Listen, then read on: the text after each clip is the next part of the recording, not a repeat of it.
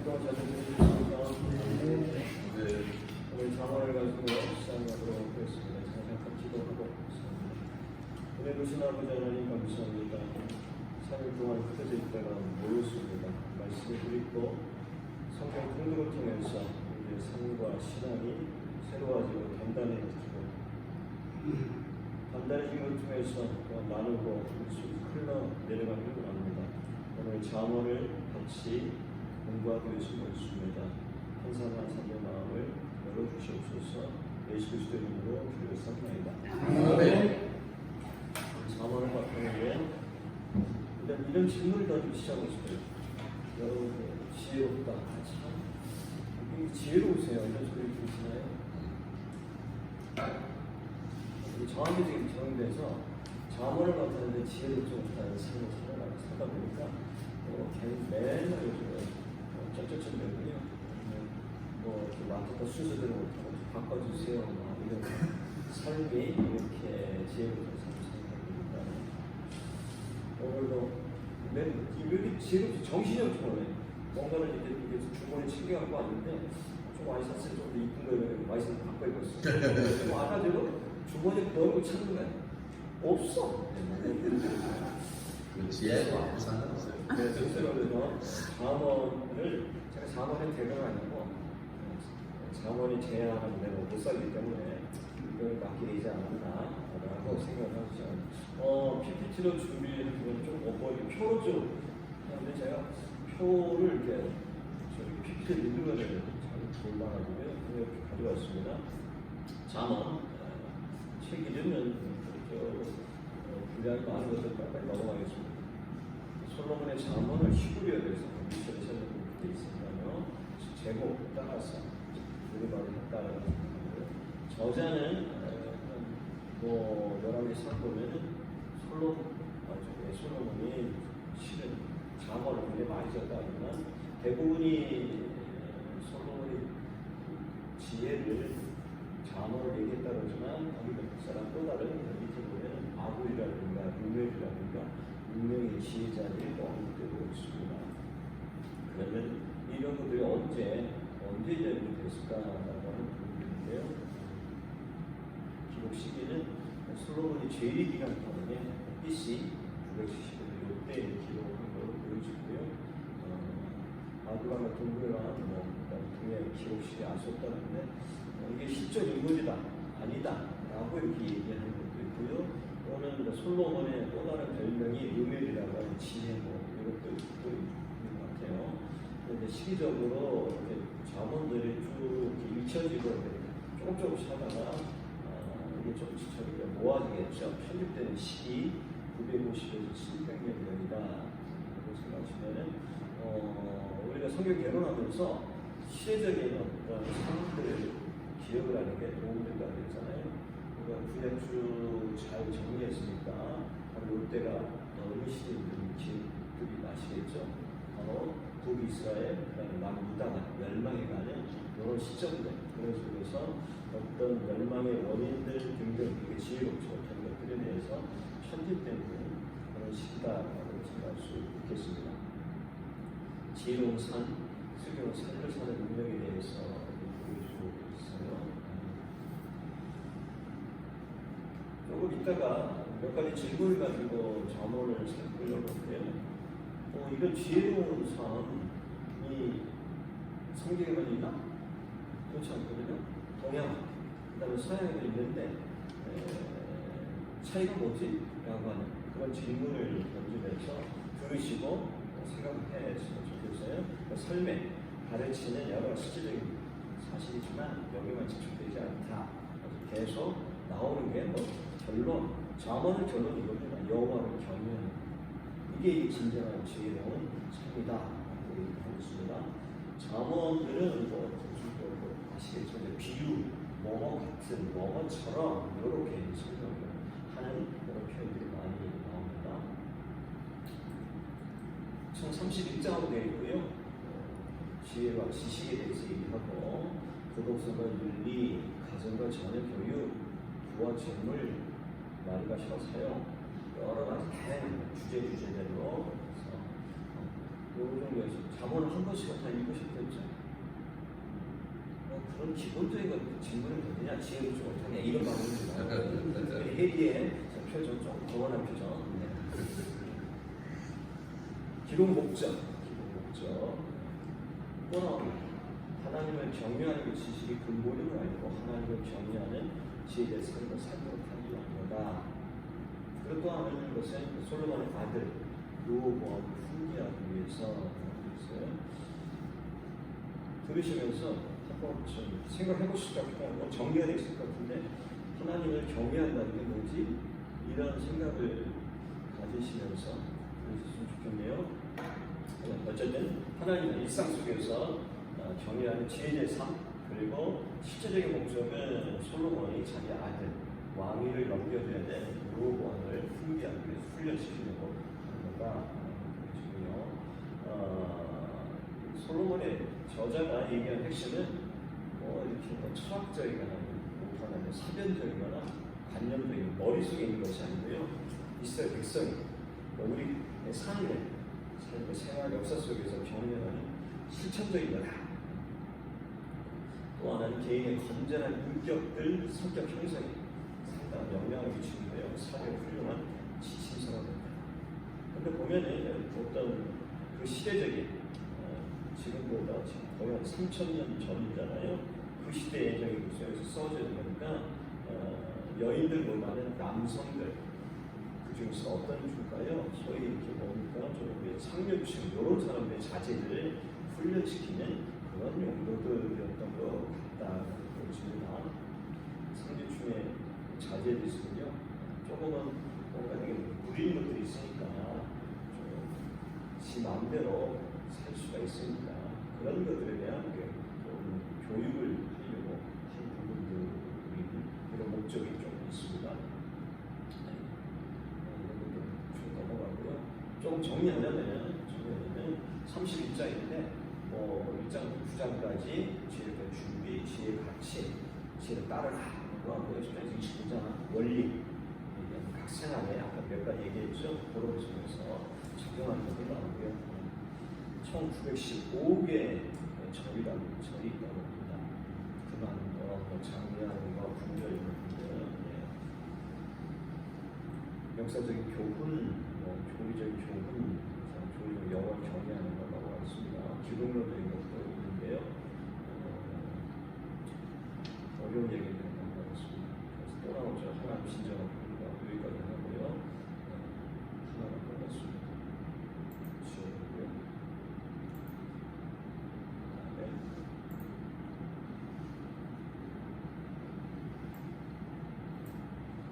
그다음에 아까 던진 질문대로 지혜에 관해서 유수한 가르침이 동양과 서양에 있는데 성경의 장언과 유사점, 차이점이 뭘까? 이런 질문을 던졌어요. 제가 요즘 좋아하는 선생님이 하나 생겼습니다. 챗 GPT 선생님한테 질문을 던졌습니다. 이따가 어떻게 설명하는지 보여드릴 텐데요. 좋은 것들이 많이 있어요. 그거를 정리한 겁니다. 주제가 이거는 유사점이에요. 공통점. 말 조심하라. 잠언에서 18장에 혀의 문제는 죽고 사는 데 있다. 동양 공자는 뭐죠? 3번, 3, 4, 5, 3번 생각한 후에 말해라. 비슷하죠?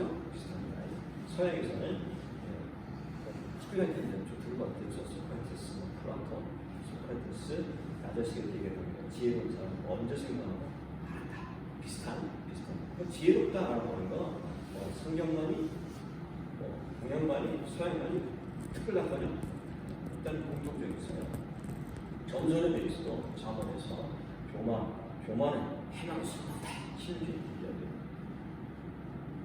공자 선생님께서 자족한 스스로 말을 하면 다른 사람을 비교하지 말고 이렇게 얘기합니다.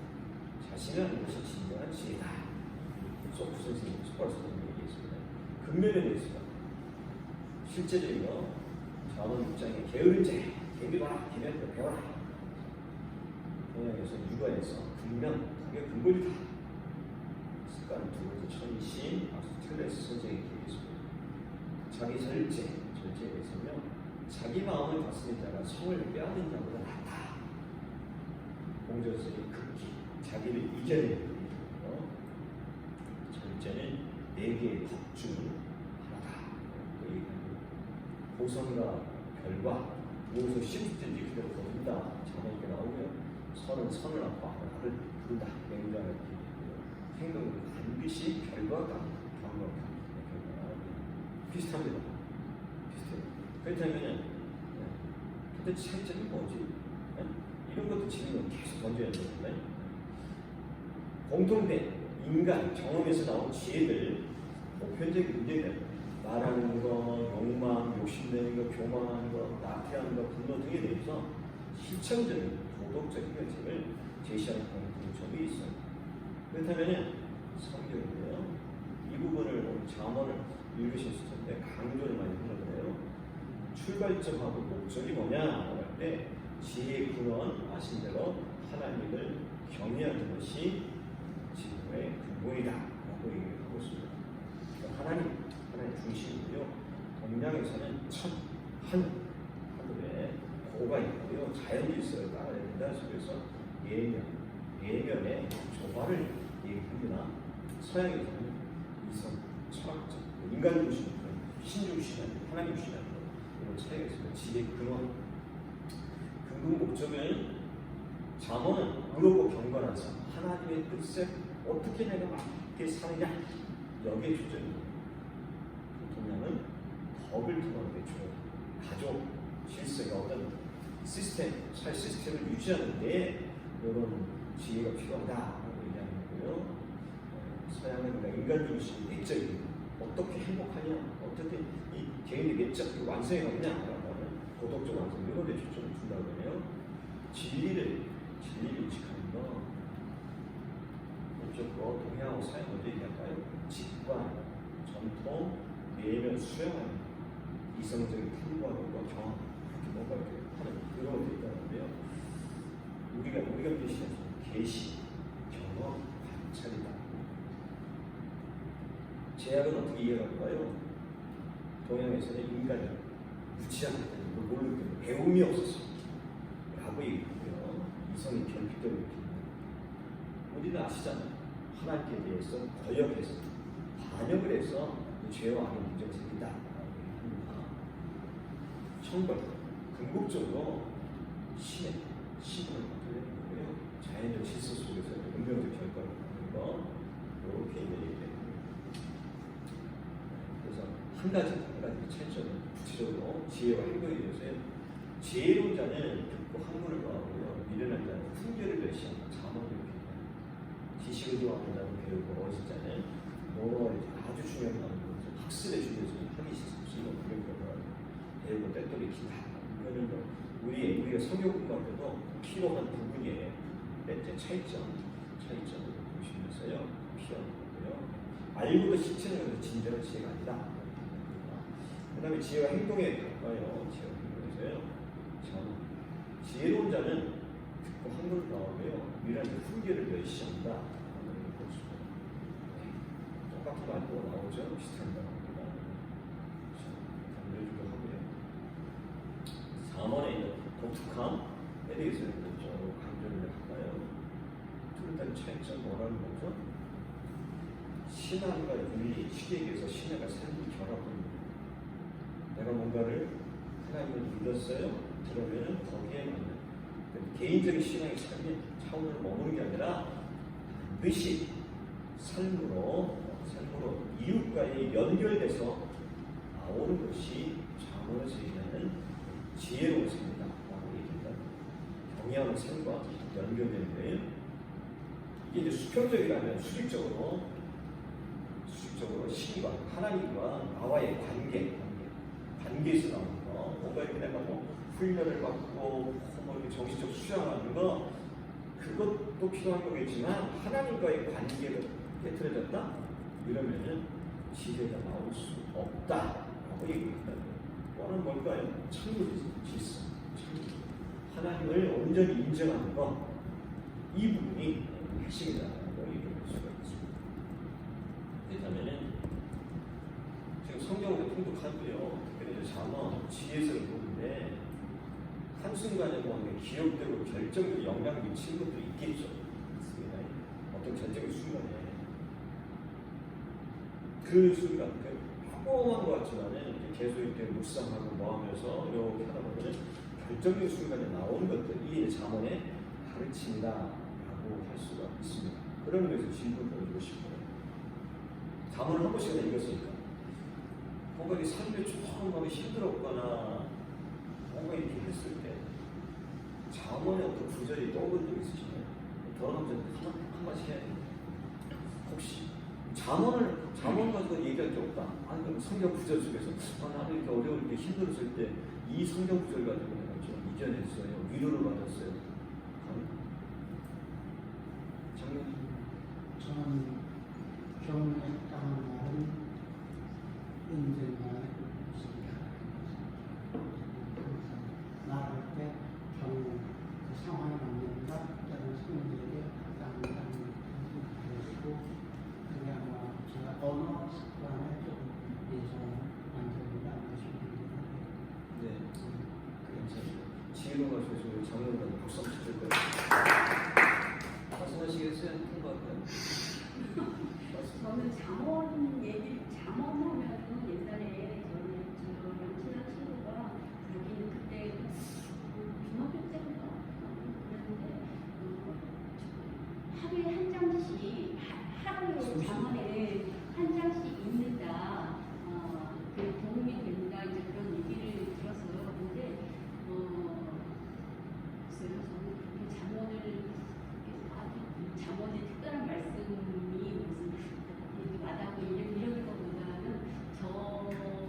저를 변화시키고 저를 움직인 말씀 빌립보서 4장 6절에서 8절 그 말씀이 아무것도 염려하지 말고 오직 모든 일에 기도와 간구로 너희 구할 것을 감사하는 하나님의 아뢰라. 하면 모든 지각이 뛰어나신 하나님의 평강이 너희 마음과 생각을 지키시리라고 말씀이 사실은 막 어떨 때는 막 잠도 안 오고 막 힘들고 저도 몸이 옛날에 되게 안 좋고 그랬어요. 잠도 무서워 힘들고 그랬을 때 그 말씀을 묵상하고 있으면 마음이 잔잔하게 차분히 가라앉으면서 말씀이 도와주심, 말씀이 하나님이심, 그거를 제가 그때 체험하고 지금도 그 말씀 제가 참 좋아하는 거 있습니다. 네, 길게 얘기해 주셔서 안색이 지혜로우시네. 안색이 제가 안 좋아지고 한 2분만 정리하면 너무 시간이 많이 있어요. 저는 저기 우리 여기까지만 갈게요. 우리 고사님한테까지만 갈 거잖아요. 부분을 빼시고. 저는 이제 잠언을 1장부터 그 하루에 한 번씩 한 장씩 읽고 그게 오래 갔었어요. 그리고 시편을 하루에 5장씩 읽고 그것도 꽤 오래 가고 이렇게 계속 그렇게 이제 갔는데 최근에 이제 경험담을 얘기했던 그 지민이하고 이제 얘기를 많이 해요.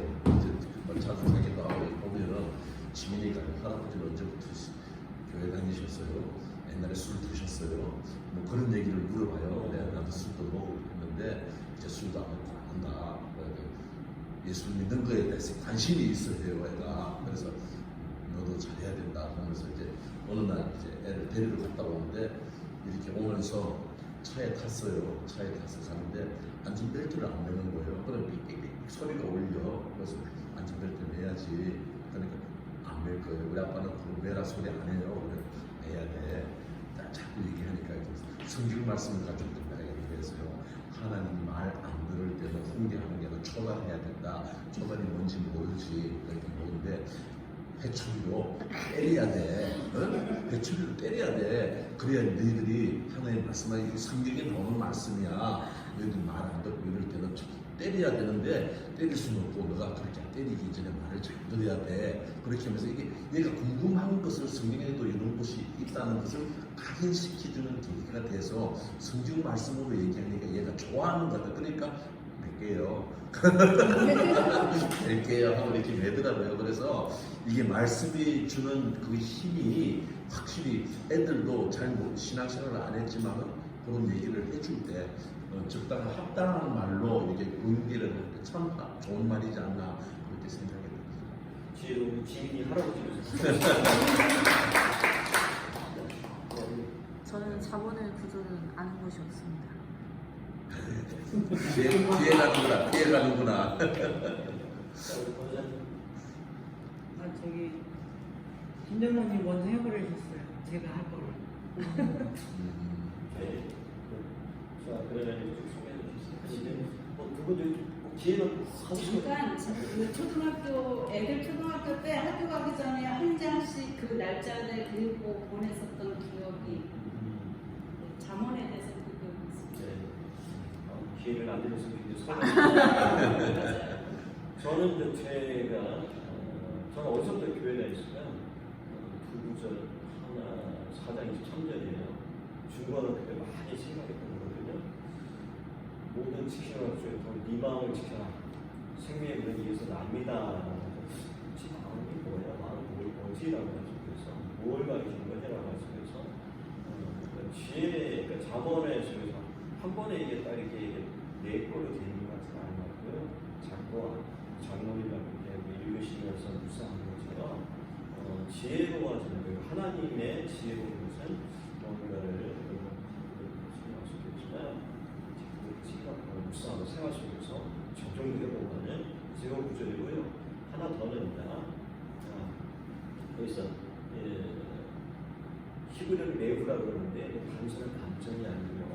인간 전체의 중심, 그러니까 마음으로 뭔가를 소원하는 것보다도 사고하는 것, 판단하는 것, 의지하는 것, 전체 모든 활동을 하는 것이 마음이에요.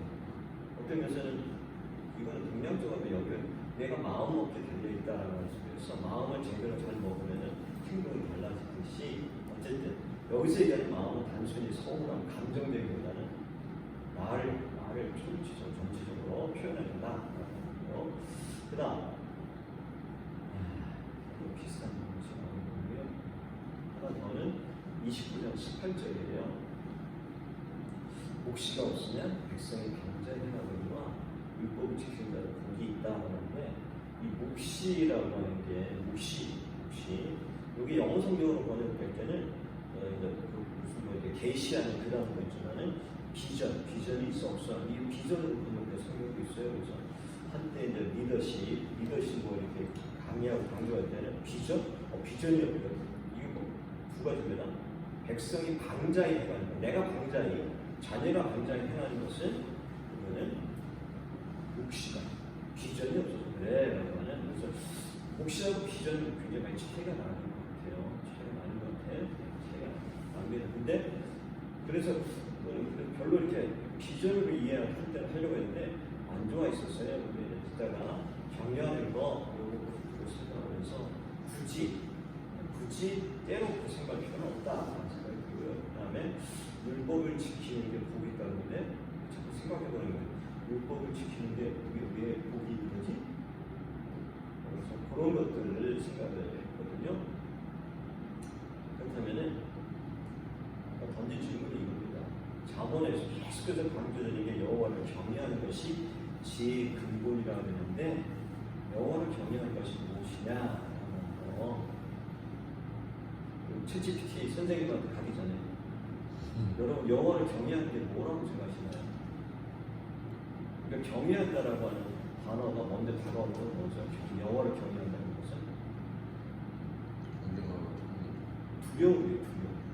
무서움, 뭔가 이런 단지 그런 것만인가라는 질문을 던지고 싶은 거예요. 그래서 챗GPT를 활용하고 그래서 저기 처음부터 다시 들어갈까요? 구글에 가가지고요. 젊은 사람들 아시죠? 구글에 가가지고요. 영어로 써도 되고요. 그리고 한글로. 이거는 굉장히 도움이 많이 돼서 소개를 합니다. 성경이 있는데 반드시 몇 번씩 쓰세요. 챗GPT를 띄웁니다. 그러면 여기다 이렇게 치면 됩니다.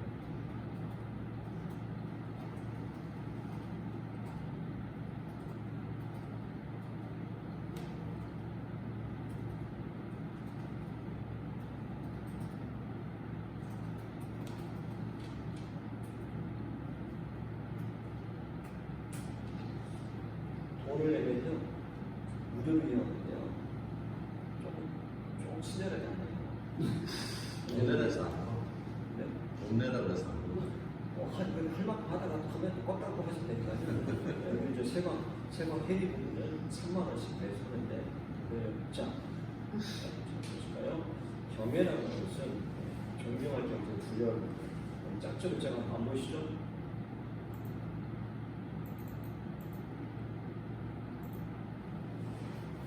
단순한 무서움 아니에요. 깊은 존경과 경건한 두려움이 있는 겁니다. 제가 묻고 싶고요. 저한테 묻고요. 우리 물어야 되는 거예요. 하나님 정말로 이렇게 정말 나와 다른 뭔가 다른 그러니까 어나더 레벨이라고 했죠. 지금요. 뭔가 그런 면에서 무서움의 두려움이 아니라 정말 이분은 나와 비교가 안 되고 엄청난 분야라고 하는 이런 경험이 있느냐라고를 묻고 싶고요. 그런 속에서 두려움, 존경 이게 같이 맞물려 있는 이 경외를 경험하면 하나님 앞에 어떻게 할 수밖에 없을까요? 그냥 바로 그냥 쉽게 말하면 무릎 꿇게 되는 거고요. 순종할 수밖에 없는 이런 경외를 얘기합니다. 두 가지의 경험이 있느냐라고 하는 거예요. 그래서 잠언에서 생각하면 경외 지식은 계속해서 강조하는 건 이거거든요. 그래서 사랑하고 존경하면서도 하나님 아버지 앞에 거룩하고 권위 그래서 수술을 마치고 겸손한 마음 어떤 이 사람이 그러니까 선생님과 학생 때 이 시기 속에서 뭐 이런 생사의 역할을 갖고 있어서 두려워하는 것이 아니라 정말 뭔가 이런 부분 속에서 나오는 거거든요. 사랑도 하고 존경도 하고 두렵기도 하는 이런 거를 얘기합니다. 예. 11원은 여기 친절해줘요. 여기서는 제가 종교학에서 못 들은 사람이 있습니다. 유명한 사람인데요. 그거를 조금 비교할게요.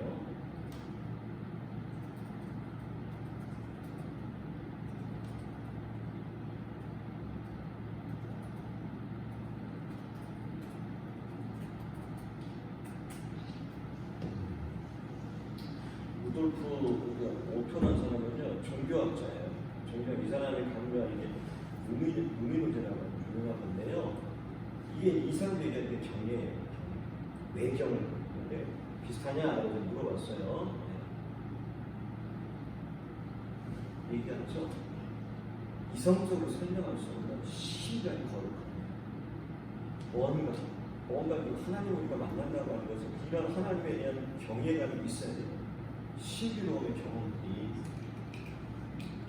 말로 표현이 안 되는 그 경외감이 있느냐라고 지금 계속해서 그러니까 두려움과 매우 두려움만이 아니라 정말 뭔가 이런 모습에서 연결해서 감정적으로요 두려움과 존경이 있는 하나님한테요 떨림과 매혹이라고 신적적인 초월자라고 지혜와 윤리 그러면 뭐가 나오는 걸까요? 겸손할 수밖에 없고요. 순종할 수밖에 없고요. 경건한 삶을 살 수밖에 없는 겁니다. 이렇게 살려고 말 안 해도 뭔가 나와 다른 정말 질적으로 뭔가 이렇게 다른 분을 만난 경험이 있다면은 그런 삶을 살게 되는 겁니다. 이게 이제 성경에서 잠언만 아니라 전체적으로 하나님을 만났을 때의 변화되는 경험을 얘기하는 거다라고 그러니까 초월적 체험하는 거. 차이점도 이렇게 얘기를 하고 있어요. 그렇다면은 마무리 30분 마무리할게요. 이 정도요. 이걸 어떻게 적용할 수 있을까라는 쪽에서 출애굽기 3장에 보면은 모세가 뭔가 이렇게 자기의 백성을 살려보겠다가 나섰다가 이제 오히려 몰려가지고 죽을 판자니까 광야로 도망갔잖아요. 그 광야로 도망가서 있다가 하나님께서 가시떨기 광야에서는 흔히 가시떨기는 아주 그냥 흔한 나무고요. 자주 이게 번개에 불 타는 거예요. 불 타면은 얘는 조그만 거라 한번 불 타면 확 타버리거든요. 근데 이게 타는데 불이 났는데 이게 사라지지 않는 거예요. 그거 궁금하잖아. 거기 갔는데 거기서 이런 음성이 들리는 거예요. 모세야 부르니까 그때 하나님 이렇게 물으시는 거예요. 당신 누구세요? 모세가 물어요. 하나님 이름이 뭐예요? 라고 물을 때 나는 스스로 있는 자다 라고 하는데요. 이건 이제 조금 우리가 의역을 한 거고요. 영어로 하면 I am who I am 그냥 직역을 하는 거예요. 나는 나야. 뭐냐? 뭐라고 규정할 수 없는, 제한할 수 없는 이름이 이 이름이에요. 다른 말로 나는 너와 질적으로 다른 거야. 뭔가 다른 거야 라고 하시고 이 속에서 모세가 뭘 경험하는 거죠? 바로 경외감. 오토에 말하면 이 무미노제를 경험하는 거예요. 나와 완전히 다른 차원의 분이구나 라고 하는 걸 경험하는 거예요. 여기서 머무느냐? 그 다음 하나님이 하나 더 알려줍니다. 바로 15절에 너희 조상의 하나님 여호와 아브라함 하나님 이삭의 하나님 야곱의 하나님 어려서부터 귀가 따갑도록 들었던 그들의 삶의 역사 속에서 인생 속에 개입하신 두 가지 경외감을 느끼는 것은 뭔가 막연한 초월적인 것만이 아니라 내 삶 속에서 경험되는 걸로 나오는 것 이게 둘 다 맞물려 있다 라고 하는 겁니다. 하나님에 대한 경외감을 우리가 그렇게 출발했습니다. 그 경외감이 점점 더 어떻게 될까요? 깊어져야 돼요. 깊어진다는 것은 그분의 말씀대로 살려고 하는, 순종하려고 하는, 복종하려고 하는 것이 있느냐 이걸 묻는 거예요. 자본에서 우리한테 있는 거, 저한테 있는 거.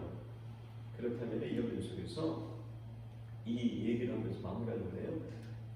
지혜의 대명사라는 솔로몬인데요. 그리고 아까 얘기했습니다. 잠언 왜 썼다고요? 르호보암 이 자식 제도에서 왕위가 이어지고 합니다. 그런데 우리가 열왕기 3화 역대사가 봤잖아요. 그 지혜로 출발했던 솔로몬이 후기에 갈수록 여러 가지 망가진 게 왜 그런가? 여러 가지 원인이 있겠죠. 잠언을 가지고 있는데 지 스스로 지라고 얘기하고요. 솔로몬 스스로 진단했던 처방을 했던 뭐죠? 여호와를 경외하는 것에 실패했기 때문이다. 여호와를 경외하는 두려움을 갖는 거 이것이 내가 자꾸 뭔가 이루니까 스스로 무슨 노릇하는데 그걸 올라간 거죠? 내가 하나님이야라고 하는 이렇게 되거든요. 이 모습 때문에. 그렇다면 르호보암도 망가지자 지혜롭지 못하게 되잖아요. 뭐를 보고 배웠을까요? 아버지죠, 아버지. 뭔가 쉽게 말하면 이율배반적인 입으로는 경외를 외치지만 그렇지 못한 이방 여인을 사랑하고 자기가 만들어 놓은 권세를 자랑하는 이 모습을 봤기 때문에 무너진 게 아닌가. 잠언에서 요구하는 것이 우리 때에 머무는 것이 아니고 이게 그 다음 자녀를 위해서 넘기는 거라면 묻고 요구하는 것은 그거 아닐까 싶어요. 다음 세대를 위해서 내가 정말 하나님을 경외하는 것이 제대로 있는가. 그리고 그런 삶을 보고 자라는 나의 다음 세대가 참 아버지 굉장히 아버지를 보니까 아버지를 보면 하나님 저도 닮고 싶네요. 지민 오늘 좋은 얘기 하셨잖아요. 지민이가 할아버지한테 자꾸 묻고 할아버지 어떤 모습들을 보면서 뭔가 닮고 싶어하는 것 때문에 하는 것. 이게 다른 농사보다도 자식 농사 한 명한테라도 우리가 최선을 다해서 내가 믿는, 내가 경험하는 하나님의 경외함이 자식에게 넘겨지는 하나님 경외의 이 바톤 터치가 이어졌으면 좋겠다고 말을 하면서 잠언 이렇게 마무리하겠습니다. 알겠습니다.